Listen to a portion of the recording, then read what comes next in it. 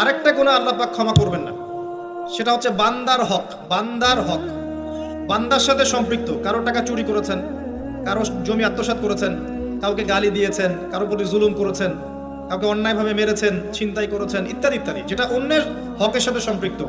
ধর্ষণ করেছেন, মানুষের সম্মানহানি করেছেন, কাউকে নিষ্পাপ কাউকে বিতর্কিত করেছেন, ইত্যাদি। এই যে মানুষের সাথে জড়িত হক, এটা আল্লাহর কাছে মাফ নেওয়া যাবে না। কাবা ঘরের গেলাফ ধরে কানলেও কোনো লাভ নাই। ওই বান্দার কাছে গিয়ে ক্ষমা নিতে হবে। ভাই আমি আপনাকে গালি দিয়েছি, মাফ করে দেন। ভাই আমি তোমার টাকা চুরি করেছিলাম, এই নাও ফেরত নাও। বোন তোমার সম্পত্তি আমি দেই নাই, নিয়ে নাও।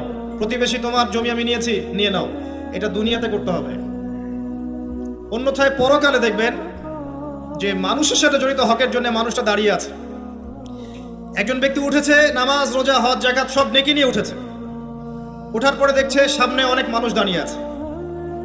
কি জন্য দাঁড়িয়ে আছে? কারো টাকা নিয়ে শোধ করে নাই, কাউকে গালি দিয়েছে, কারো প্রতি জুলুম করেছে, কারো প্রতি অন্যায় করেছে, এরা দাঁড়িয়ে আছে, হক চাচ্ছে।